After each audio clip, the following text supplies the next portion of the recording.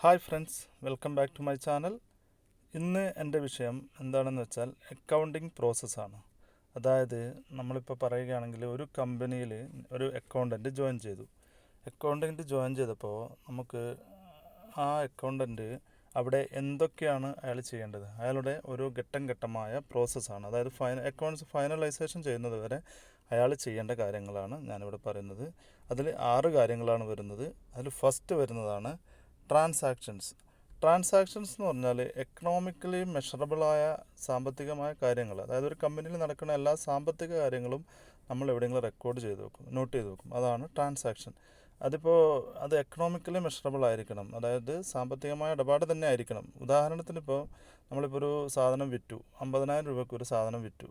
നമ്മുടെ അടുത്തൊരു മിഷനറി ഉണ്ടായിരുന്നു, വിറ്റു. അവിടെ നമുക്ക് 50,000 രൂപ കൊടുത്തിട്ടുണ്ട്, ക്യാഷ് പോയിട്ടുണ്ട്, മിഷനറി വന്നിട്ടുണ്ട്. അപ്പോൾ അവിടെ സാമ്പത്തികമായ ട്രാൻസാക്ഷനാണ് നടന്നിരിക്കുന്നത്. മറിച്ച് നമ്മുടെ ഒരു കമ്പനിയിൽ നല്ല പെർഫോമൻസ് സെയിൽസ് നടത്തിയ ഒരാൾക്ക് ഒരു അപ്രിസിയേഷൻ കൊടുക്കുകയാണ്. അയാളെ ഓണർ വിളിച്ചിട്ട് ഒരു കാര്യം കൊടുക്കുകയാണ്, ഒരു എന്തെങ്കിലും വെറുതെ ഇങ്ങനെ അപ്രിസിയേറ്റ് നല്ല ഇത് ചെയ്തിട്ടുണ്ടെന്ന്. അതിൽ സാമ്പത്തികമായിട്ടൊന്നും കൊടുത്തിട്ടില്ല, ജസ്റ്റ് അപ്രിസിയേഷൻ മാത്രമാണ് അയാൾ കൊടുത്തിരിക്കുന്നത്. അതൊരിക്കലും ഇതിൽ വരില്ല, അങ്ങനെയുള്ള കാര്യങ്ങൾ വരില്ല. അതാണ് എക്കണോമിക്കലി മെഷറബിൾ ആയിട്ടുള്ള കാര്യങ്ങൾ മാത്രം റെക്കോർഡ് ചെയ്യുന്നതാണ് ട്രാൻസാക്ഷൻ. ഈ ട്രാൻസാക്ഷൻസ് നിന്ന് നമുക്ക് ഡയറക്റ്റ് പോകുന്നത് ജേണലിലേക്കാണ്. അതായത് പ്രൈമറി ബുക്ക് എന്നാണ് ജേണലിനെ പറയുക. ഇതിൽ നിന്നും നമ്മൾ ജേണലായിട്ടെല്ലാം പ്രോസസ്സ് ചെയ്യുകയാണ്. അതായത് ഈ ട്രാൻസാക്ഷനെ തരംതിരിച്ച് ഡെബിറ്റ് ക്രെഡിറ്റ് ചെയ്ത് ഏത് അക്കൗണ്ടിൽ വരും, അങ്ങനെയുള്ള അത് പല അക്കൗണ്ടുകളിലാക്കിയിട്ട് തരംതിരിച്ച് ജേണലിലേക്ക് മാറ്റുകയാണ്. ഈ ജേണലൈസേഷൻ കഴിഞ്ഞതിന് ശേഷം, അതായത് എല്ലാ ട്രാൻസാക്ഷനും നമ്മൾ ജേണലിൽ നോട്ട് ചെയ്ത് വെച്ചു, റെക്കോർഡ് ചെയ്ത് വെച്ചു.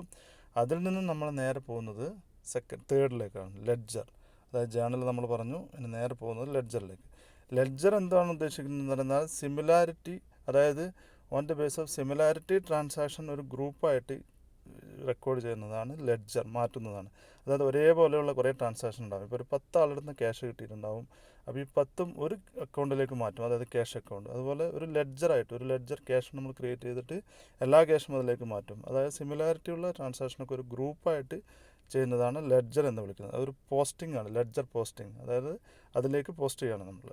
അങ്ങനെ അവിടെ ലെഡ്ജറിലേക്ക് നമ്മളെത്തി. അപ്പോൾ നെക്സ്റ്റ് സ്റ്റെപ്പ് എന്താണ്? നമ്മുടെ ട്രയൽ ബാലൻസ്. ഈ ചെയ്ത കാര്യങ്ങളൊക്കെ നമ്മൾ വന്ന ട്രാൻസാക്ഷനൊക്കെ ജേണൽ ചെയ്തു, ലെഡ്ജറാക്കി. ഇനിയിപ്പോൾ ഇത് ചെയ്തതൊക്കെ കറക്റ്റാണോ, അരിത്തമാറ്റിക്കൽ ആക്യുറസി ആണോ, നമ്മൾ സംഖ്യാപരമായ കൃത്യത, മലയാളത്തിൽ പറഞ്ഞാൽ കണക്കാക്കാൻ വേണ്ടിയാണ് ട്രയൽ ബാലൻസ് ഉണ്ടാക്കുന്നത്. ഈ ട്രയൽ ബാലൻസ് എപ്പോഴും ഈക്വൽ ആയിരിക്കും, ഡെബിറ്റും ക്രെഡിറ്റും ഈക്വൽ ആയിരിക്കും. എന്നാൽ മാത്രമേ നമ്മൾക്ക് നെക്സ്റ്റ് സ്റ്റെപ്പിലേക്ക് പോകാൻ പറ്റുള്ളൂ, ട്രേഡിംഗ് അക്കൗണ്ടിലേക്ക് പോകാൻ പറ്റുള്ളൂ. കാരണം ഇവിടെ എന്തെങ്കിലും മിസ്റ്റേക്ക് പറ്റിയിട്ടുണ്ടെങ്കിൽ നമ്മുടെ അക്കൗണ്ട്സിൽ എവിടെയോ മിസ്റ്റേക്ക് പറ്റിയിട്ടുണ്ട് എന്നാണ് അർത്ഥം. അപ്പോൾ അത് ക്ലിയർ ചെയ്തിട്ട് വേണം നെക്സ്റ്റ് സ്റ്റെപ്പിലേക്ക് പോകാൻ വേണ്ടി. അതായത് ട്രയൽ ബാലൻസ് ഓക്കെ, ഇതൊക്കെ നമ്മൾ ലെഡ്ജർ ചെയ്ത കാര്യങ്ങളൊക്കെ ട്രയൽ ബാലൻസിൽ, ലെഡ്ജറിൻ്റെ ബാലൻസൊക്കെ നമ്മൾ ട്രയൽ ബാലൻസിൽ രേഖപ്പെടുത്തി. ട്രയൽ ബാലൻസ് ഈക്വൽ ആയി കഴിഞ്ഞാൽ നമ്മൾ നേരെ പോകുന്നത് trading and profit and loss അക്കൗണ്ടിലേക്കാണ്. ഇവിടെ ഇത് നമ്മൾ ചെയ്യുന്നത് ഒരു കമ്പനി ലാഭത്തിലാണോ നഷ്ടത്തിലാണോ എന്ന് കണ്ടുപിടിക്കാൻ വേണ്ടിയാണ് ഈ പ്രോസസ്സ് ചെയ്യുന്നത്. ഈ കമ്പനിയിൽ നമ്മൾ ഇത്രയും ബിസിനസ് ചെയ്തു, ഒരു വർഷം ബിസിനസ് ചെയ്ത് നമ്മൾ ഡിസംബറായി. അപ്പോൾ കമ്പനി ഒരു വർഷത്തെ കണക്കുകളൊക്കെ നോക്കി, അപ്പോൾ അതിൽ പ്രോഫിറ്റ് ഉണ്ടോ ലോസാണോ എന്ന് ചെക്ക് ചെയ്യാൻ വേണ്ടി നമ്മൾ trading and profit and loss account ഉണ്ടാക്കുകയാണ്. അത് ഉണ്ടാക്കിയിട്ട് നമുക്ക് ലാഭമോ നഷ്ടമോ ഏതെങ്കിലും ഒന്ന് കിട്ടും. എന്നിട്ട് നമ്മൾ ചെയ്യേണ്ടത്, ഫൈനലായിട്ട് ചെയ്യുന്നതാണ് ബാലൻസ് ഷീറ്റ്.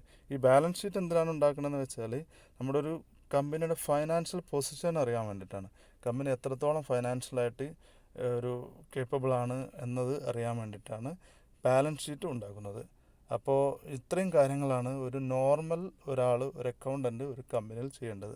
ഈ ബാലൻസ് ഷീറ്റ് ഉണ്ടായിക്കഴിഞ്ഞാൽ നമുക്ക് ബാലൻസ് ഷീറ്റ് എല്ലായ്പ്പോഴും കറക്റ്റായിരിക്കും. ട്രയൽ ബാലൻസ് കറക്റ്റാണെങ്കിൽ ബാലൻസ് ഷീറ്റും കറക്റ്റായിരിക്കും, രണ്ട് സൈഡും കറക്റ്റായിരിക്കും, അസറ്റും ലാബിലിറ്റീസും ഒക്കെ കറക്റ്റായിരിക്കും. അപ്പോൾ നമ്മൾ ഇതാണ് ഒരു അക്കൗണ്ടൻ്റ് ഒരു കമ്പനിയിലെത്തിയാൽ ചെയ്യേണ്ട കാര്യങ്ങളാണ് ഈ 6 കാര്യങ്ങൾ. ആൾക്ക് ട്രാൻസാക്ഷൻസ് ഓൾറെഡി ആ കമ്പനിയിൽ നടന്നുകൊണ്ടിരിക്കുന്നുണ്ടാവും.